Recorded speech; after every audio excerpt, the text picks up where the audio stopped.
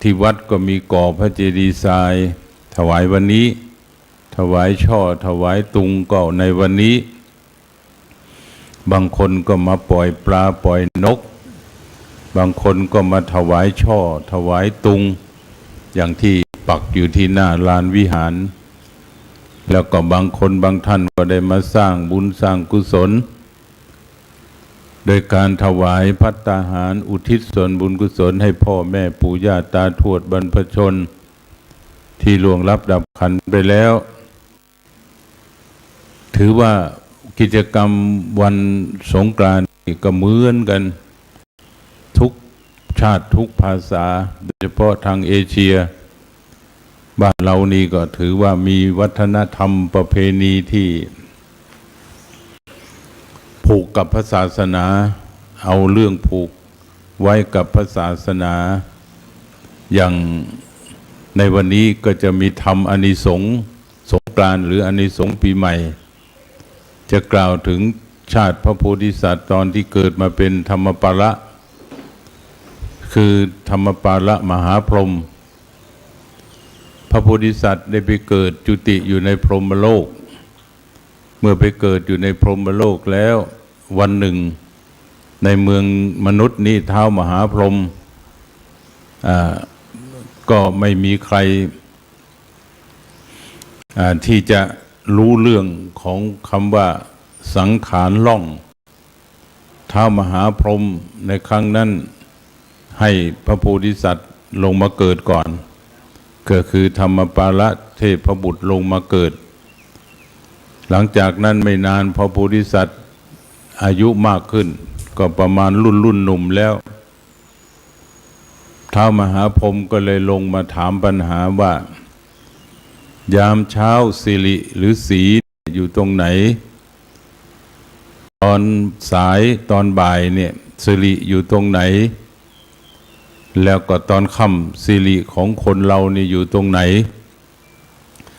สิริหรือสีนี่ก็แปลว่าดีงามง่ายตามภาษาบาลีอย่างของที่เป็นมงคลอย่างแก้วมณีรัตนชาติทั้งหลายส่วนที่เป็นของมงคลนี่ก็จะถือว่าเป็นสิริหรือสีประดับในตัวของท่านผู้มีบุญญาธิการอย่างเช่นสมบัติของจักรพรรดิเช่นนางแก้วช้างแก้วม้าแก้วแก้วมณีจักรแก้วดาบแก้วขุนคังแก้วพวกเนี้ยจักรแก้วทั้ง7แก้วทั้ง7ประการก็บังเกิดขึ้นแก่พระโพธิสัตว์หรือท่านผู้มีบุญในครั้งนั้นธรรมปาละมานพธรรมปาละก็คิดปัญหาคิดไม่ออกล่วงไปได้ถึงวันที่6ตอน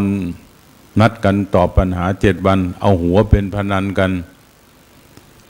ท้าวมหาพรหมก็มาท้าธรรมปาละว่าถ้าท่านตอบได้ท่านก็ตัดหัวข้าพเจ้าไปเลยฝ่ายว่าถ้าท่านตอบไม่ได้ผมข้าพเจ้าก็ขอเอาหัวท่านเป็นหัวท่านมาเป็นพนันเหมือนกันมาพนันหัวพนันเสียนธรรมปาละ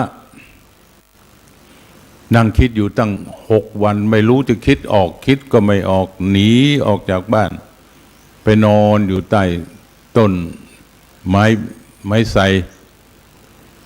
คือปรงแหละปรงธรรมสังเวชไปจะต้องตายปรากฏว่าพอต้นไทรบนต้นไทรนอนไปนี่มันมีนกอินทรี2ตัวเป็นนกที่หากินกับเนื้อนี่แหละแล้วก็เลยสมัยนั้นเป็นภาษานกคนรู้ภาษานกนกกับคนรู้ภาษากันนกอินทรี2ผัวเมียก็คุยกันว่าวันพรุ่งนี้เราจะไปกินหาอาหารกันที่ไหนนกอินทรีตัวผู้ก็บอกว่าโอ้ไม่ต้องไปห่วงหรอกวันพรุ่งนี้เขาจะตัดหัวธรรมปาละฝ่ายเมียนกก็ถามว่าทำไมจะต้องไปตัดหัวล่ะก็ธรรมปาละตอบปัญหาเรื่องสิริของท้าวมหาพรหมไม่ได้เมียนกก็เลยถามว่าสิริคืออะไรคือความดีงาม แล้วก็เลยถามว่าสิริมันเกี่ยวข้องอะไรนกสามีก็เลยบอกว่ามหาพรหมได้ถามว่าเช้าสิริของคนอยู่ในที่ใดฝ่ายนกเมียก็ถามว่าแล้วคำตอบมันคืออะไรนกผัวก็บอกว่าคำตอบก็คือว่าตอนเช้ายามเช้าคนเราเกิดมาต้องล้างหน้าสิริของคนจะอยู่ที่หน้าถ้าคนเราเนี่ยเกิดมาแล้วได้ลุกจากที่หลับที่นอนหลับแล้วก็ล้างหน้าแปรงฟันนี่แหละจึงจะชื่อว่าสิริถ้าพูดตามภาษาธรรมะก็เรียกว่าเป็นลักษณะของปัญญาเป็นอุปมาอุปไมยว่าการล้างหน้าเนี่ยหมายถึงการทำความสะอาดคนเรานี่อันดับแรกลุกมานี่ผมเผ่าลุงลังหมดต้องอาบน้ำล้างหน้าแปรงฟันถึงจะสะอาดเราลองดูว่าหน้านี่มันเป็นหน้าต่างของคนจิตอิ่มเอิบจิตผ่องใสนี่ก็อยู่ที่ใบหน้าของคนใดที่มีจิตอันผ่องใสอย่างพระครูบาอาจารย์ที่ท่านปฏิบัติเนี่ยท่านนั่งสมาธิภาวนาแผ่กุศลเนี่ยบุญเกิดจิตท่านผ่องใสใบหน้าก็ผ่องใสเพราะพระพุทธเจ้าท่านว่าเมื่อจิตบริสุทธิ์ก็จะทำให้กายบริสุทธิ์มันเป็นไปด้วยกันโดยอำนาจของจิตและทีนี้ถ้าพูดถึงคำว่าสิริอยู่ตรงหน้าเราเนี่ยท่านเปรียบเทียบอุปมาลึกลงไปกว่านั้นว่าหน้าเรานี่มีตาสองลูกเวลาเราจะดูอะไรนี่เราให้พิจารณาถึงสิ่งที่เราดูให้ดีๆไอ้สิ่งที่มีประโยชน์ก็มีสิ่งที่ไม่มีประโยชน์ก็มีเกิดมาเนี่ยเรามองวันหนึ่งเช้ามาเนี่ยไม่ให้ใจคุณอย่างบางบ้านเนี่ยโยมลองคิดดูเช้ามานี่ไม่ทันอะไรได้ยินเสียงทะเลาะกันหม้อไหจานถ้วยปล้มเนี่ยสามีภรรยาทะเลาะกันตอนเช้านี่เอาเถอะวันนั้นนะหากินไม่ดีหรอกโยมหากินไม่ดีสิริไม่อยู่กับตัวแล้วเพราะนั้นเช้ามาเนี่ยตามประเพณีไม่ว่าไทยชาวพี่น้องชาวไทยชาวพุทธเราพม่าก็ดีอย่างเช้ามาเราไหว้พระสวดมนต์โยโซภควาพระลุกเช้าขึ้นมาตื่นขึ้นมาเจริญกรรมฐานภาวนาแล้วก็ไปสวดมนต์ระลึกถึงพระพุทธคุณพระธรรมคุณพระสังฆคุณเป็นสรณะที่พึ่งไม่ใช่แต่คนนะโยมนกมันก็ทำนกอย่างเช่นว่านกยุงทองเนี่ยคาถาโมลปริตโมละแปลว่านกยุงสวดคาถาป้องกันตัวเองอุเทจยัญจักขุมาเอกราชาลิสวรรณโนปฐวิปภาโสเนี่ยตังนมัสสามิคาถานี้ครูบาอาจารย์ทุกรุ่นที่ปฏิบัติพระกรรมฐานเนี่ยท่านจะรู้คาถานกยูงทองเนี่ยเช้ามาเนี่ยนะโยมมันนกยูงทองมันจะมนัสนมัสการพระอาทิตย์เมื่อพระอาทิตย์ขึ้นมาเนี่ยอุเทจยัญจักขุมาเนี่ยเมื่อดวงตาพระอาทิตย์เป็นดวงตาของโลกเนี่ยอุเทจยัญจักขุมาเอกราชาหริสวรรณโนคือพระอาทิตย์เป็นดวงตาของโลกหมายถึงว่าตาคนเราเนี่ยจะต้องทำปัญญาให้เกิดหมายถึงความสว่างเพราะนั้นนกยูงทองเนี่ยตอนที่มันเป็นนกที่มีเสียงดีขันไพเราะแล้วก็ขนาดพญาพรหมทัตจ้องจะจับกันมาอยู่เช่นชั่ว7 ชั่วอายุคนน่ะคือจับไม่ได้จับนกยูงทองไม่ได้เพราะว่านกยูงมันท่องคาถาโมลปริตเนี่ยใครเจริญคาถาอันนี้เนี่ยจะมีมงคล ทีนี้นกยูงนี่มาพ่ายในยุครุ่นลูกของพญาเจ้าเมืองคือนายพรานเนี่ยไปทำเอานกต่อเอานกตัวเมียไปต่อเมื่อเอานกตัวเมียไปต่อนกยูงทองเสียท่าเพราะกำลังแห่งนกยูงตัวเมียซึ่งตอนที่ได้ถูกจับเนี่ยพระราชาถามว่าทำไมท่านถึงมาถูกจับเพราะข้าพเจ้าหลงเสียงอิสตรีท่านว่าอย่างนี้นกยูงทองตัวนั้นได้บอกกับพระราชาพญาพรหมทัตหลังจากนั้นพญาพรหมทัตก็เลยปล่อยนกยูงคือมีคนบอกพญาพรหมทัตว่าถ้าได้กินเนื้อของนกยูงทองแล้วเนี่ยจะเป็นคนอายุยืนนกยูงทองตอบปัญหาว่าไม่จริงข้าพเจ้าก็ตายเหมือนพระองค์คนทั้งหลายทั้งปวงก็ตายเหมือนข้าพเจ้าก็เป็นสัตว์โลกข้าพเจ้าไม่อาจจะอยู่ยงคงยืนตลอดกาลได้ข้าพเจ้าก็จะต้องตายเหมือนกันนั่นแหละพญาพรหมทัตจึงปล่อยนกยูงทองตั้งแต่บัดนั้นมาเนี่ยนกยูงทองคือนกโพธิสัตว์ก็กลายเป็นนกยูงที่ปลอดพ้นจากพยันอันตรายตั้งแต่นั้นมาก็ถือเอกาปฏิบัติโดยการเจริญสวดมนต์อย่างเงี้ยแล้วก็กล่าวคำว่าในบรรดารัตนะอันประณีตในโลกเนี่ยพุทธปณิตังธรรมปณิตังสังฆปณิตัง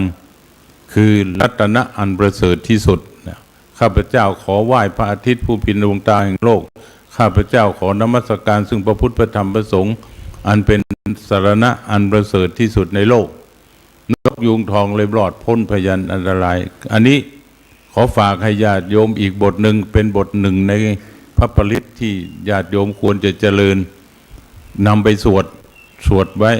เพราะที่ให้สวดนี่ไม่ใช่แล้วหรอกป้องกันปริตตะนี่แปลว่าป้องกันตั้งแต่นี้ต่อไปอย่างที่อาตมาว่ามาตั้งแต่เดือนมกรามาแล้วที่อาตมาบอกบัดนี้มันอะไรมันก็เกิดขึ้นเรื่อยหนักขึ้นเลยโยมสิ่งที่เราไม่เคยเห็นเนี่ยอย่างน้ำทะลุดินออกมาไอ้ที่น้ำทะลุดินหายไปโผล่อีกที่หนึ่งแต่ไฟก็เหมือนกันอยู่บนบกมันก็โผล่ขึ้นมาเป็นภูเขาไฟไปอยู่กลางทะเลมันก็พ่นลาวาออกมาอเมริกาเองก็มีภูเขาไฟระเบิดแต่ในฟิลิปปินส์ก็มีภูเขาไฟระเบิดลมก็รุนแรงเหลือเกินน้ำก็รุนแรงโยมนี่แหละกุฏเทจยันจักขุมาคาถาบทนี้ถ้าใครสวดเป็นประจำจะพ้นจากพยันอันตรายความวิบัติทั้งหลายทั้งปวงเนี่ยก็จะผ่านพ้นไปโดยความเป็นผู้ระลึกนึกถึงซึ่งพระพุทธคุณพระธรรมคุณพระสังฆคุณนกยูงทองก็ดีได้สังวัตยายระลึกถึงพระรัตนตรัยอันเป็นมงคลก็รอดพ้นจากพยันอันตรายทั้งหลายทั้งปวงได้นี่คือสิริที่เราจะดูอะไรสอนให้เรารู้ว่าดูและพิจารณาให้ดีเห็นอะไรก็พิจารณาให้เป็นธรรมอย่าให้มองแล้วเกิดอคติมองแล้วเกิดความขุ่นมัวขุ่นหมองของใจอันนี้พุทธเจ้าท่านสอนให้เราเนี่ยระมัดระวังอันดับแรกที่ตาเพราะตานี่แหละมันจะทำให้เราเห็นในสิ่งที่ดีก็ตามไม่ดีก็ตามจะเป็นมงคลก็ได้ไม่เป็นมงคลก็ได้ให้วางจิตให้ไปพฤติทำจิตของตนให้ผ่องใสหูก็ให้ฟังให้ดีอย่างโดยเฉพาะการที่เราได้ศึกษาธรรมเนี่ยใบหน้าของเราเนี่ยตาสองลูกดูให้ดีหูสองข้างฟังให้ดีแล้วก็จมูกสองข้างอย่าไปหายใจทิ้งอย่าไปหายใจขว้างให้หายใจเอากรรมฐานมาไว้คนเราเนี่ยตายอยู่ปลายจมูกโยมคนเราเนี่ยตายเนี่ยหายไปที่ลมปลายจมูกนี่เองเพราะนั้นอย่าไปหายใจทิ้งอย่าไปหายใจขว้างแล้วก็ปาก ให้ระวังให้ดีอย่าไปพูดในสิ่งที่เป็นอัปมงคลเช่นคำแช่งคำด่าคำบรุษวาจาคำติฉินนินทาด่าร้ายอย่างเนี้ยเห็นไหมที่ว่ารักษาใบหน้าเนี่ยล้างหน้าเนี่ยมันมีความหมายหลายประเด็นตั้งแต่ตาหูตาสองข้างดูให้ดีหูสองข้างฟังให้ดี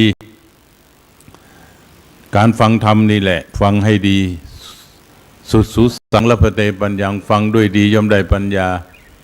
แล้วก็สูดกลิ่นลมหายใจเข้าอัศสาสะปัสสาสะหายใจเข้าหายใจออกยังชีวิตดูลมให้ดีพูดก็พูดให้ดีพุทธเจ้าตรัสว่าคนเราเกิดมาเนี่ยเรามีขวานมาคนละเล่มที่จริงขวานมันคืออะไรก็นี่ไงมันเหมือนขวานไหมมันงออย่างเงี้ยโยมปากเราเนี่ยมันโค้งอย่างเงี้ยแล้วมันแหลมอย่างเงี้ยเหมือนเราดูขวานเนี่ยเราเอาวางเอียงอย่างเงี้ยเราจะเห็นมันคมมันจี๊ดเป็นเส้นตรงเนี่ยปากคนเราเนี่ยพระเจ้ามุขะโอทะเนี่ยปากเนี่ยมันเหมือนกับคมขวานเนี่ยจะพูดไปฟันไปถากไปถางใครก็ได้นะโยมเพราะนั้นเราก็เตรียมก่อนวันนี้ขึ้นมาแล้วให้พูดดีทำดีและคิดดีอันนี้คือหน้าที่เราต้องล้างหน้าเนี่ยล้างหน้านี่มันจะต้องหมายถึงว่าไม่ใช่ว่าล้างหน้าแล้วมันจะเป็นสิริอันนี้ได้ส่วนวัตถุได้ส่วนที่ไม่สกปรกนั่นแหละแต่ที่จริงของเขาน่ะความหมายมันลึกกว่านั้นคือตาดูให้ดีสองข้างหูฟังให้ดีสองข้างจมูกสูดลมเข้าลมออกเนี่ยอย่าไปลืมลมหายใจแล้วก็ปากเนี่ยอย่าไปให้ระงับหับได้ดีมากไม่พูดได้ดีมากไม่ต้องทะเลาะเนี่ยไม่ต้องทะเลาะลองพูดมากอย่างเงี้ยมันขึ้นลงอย่างเงี้ยปากบนปากล่างมันแงบอย่างเงี้ยโยมถ้าหยุดได้เนี่ยดีไม่ต้องพูดมากจะดีมากอันนี้ลูกหลานญาติโยมจำไว้หน้าเราที่ล้างว่าสิริเช้าเราจะต้องตาดูให้ดีดูให้เป็นประโยชน์หูฟังให้ดีเอาสิ่งที่เป็นประโยชน์เข้ามาในชีวิตหายใจให้ดีแล้วก็พูดให้ดีสี่อย่างนี่แหละอันนี้ส่วนใบหน้าล้างมันออกอย่าไปพูดไม่ดีอย่าไปทำไม่ดีอย่าไปคิดไม่ดีสิริข้อที่หนึ่งสิริข้อที่สองที่มหาพรหมถามว่าตอนกลางวันคนสิริอยู่ตรงไหนสิริอยู่ตรงอกทำไมนกตัวเมียตัวผู้ก็บอกว่าคนเราเนี่ยเวลามันร้อนเนี่ยกลางวันเนี่ยก็ต้องเอาน้ำลูบอกน้ำลูบอกเนี่ยมันธรรมดาอยู่แหละเย็นแต่จริงๆแล้วความหมายมันก็คือส่วนของใจเรานี่แหละกลางวันเนี่ยเมื่อเราทำงานมาหรือเราเดินชีวิตเนี่ยหมายถึงว่าทุกเวลาเนี่ยตั้งแต่1 2 3 4 5 6 7 8 9 10 11 12เที่ยงวันหรือจะลงไปอีก1 2 3 4 5จากเช้าถึงค่ำเนี่ยเราจะต้องทำใจอย่าให้ใจร้อนนี่คือสิริใจร้อนเนี่ยโยมคิดดูนะถ้าใจมันเสียแล้วนี่นะมันอยู่ส่วนกลางของอกขั้นในว่าให้น้ำรูปเนี่ยหมายถึงมันเป็นคติธรรมบอกให้เราเนี่ยเอาน้ำใจเตรียมใจเนี่ยให้มีน้ำหมายถึงว่าไม่ให้มันร้อนถ้าใจเรามันร้อนเนี่ยมันร้อนรุ่มเนี่ยอะไรคือทำให้ร้อนโลภทำให้ใจร้อนโกรธทำให้ใจร้อนหลงอิจฉาริษยาอาฆาตพยาบาทจองเวรเนี่ยทำให้จิตใจเรามันเล่าร้อนอาฆาตพยาบาทจองเวรเนี่ยมันอยู่ในนี้ต้องดับอย่าให้สิ่งเหล่านี้มันเกิดโลภอย่าให้มันเกิดโกรธอย่าให้มันเกิดอิจฉาริษยาอาฆาตพยาบาทจองเวรอย่าให้มันเกิดถ้ามันเกิดแล้วเนี่ยใจเรามันลุ่มร้อนแล้วเนี่ยมันเผามันเหมือนกลางวันเนี่ยมันเผาคนใจร้อนเนี่ยพูดก็จะไม่ดีทำก็ไม่ดีคิดก็ไม่ดีเพราะใจมันเล่าร้อนไปด้วยอำนาจของความโลภความโกรธความหลงมันจะพูดไม่ดีทำไม่ดีคิดไม่ดีเพราะฉะนั้นต้องเอาน้ำเข้าลูบเอาน้ำนั่นคืออะไร โบราณทางภาคเหนือบอกว่าใครเย็นให้อาบน้ำวังหินใครมีศีลให้มันค้าใครขึ้นสู่สวรรค์ชั้นฟ้าให้มันฆ่าเจ้าเอาของ หมายความว่าอย่างนี้ใครเย็นเนี่ยเราอยากจะให้เย็นอาบน้ำมาเถอะคนที่อาบน้ำเย็นเนี่ยเย็นชั่วขณะที่เราอาบน้ำแต่หลังจากถ้าใจมันร้อนนะหนีไปอยู่ห้องแอร์มันก็ร้อนเพราะความโกรธมันเผาความเกลียดมันเผาอย่างเราโกรธใครสักคนหนึ่งแช่งชักหักกระดูกใครทั้งที่เราก็รู้ว่ามันไม่ดีก็ยังโกรธกันอยู่นี่แหละก็นี่แหละที่ว่าใจเราเนี่ยจะต้องทำให้มันเย็นทีนี้ธรรมะเนี่ยมันจะมาเปรียบเทียบเอาเข้ากับตรงนี้ว่าน้ำธรรมนี่แหละให้ใจคนเนี่ยมันสงบลงเย็นลงถ้าใจเราสงบลงเย็นลงแล้วเนี่ยทุกอย่างมันจะไม่เดือดร้อนมันจะไม่วุ่นวายตลอด24 ชั่วโมงตั้งแต่พระอาทิตย์ขึ้นจนถึงพระอาทิตย์ตกหมายถึงว่าทุกเวลา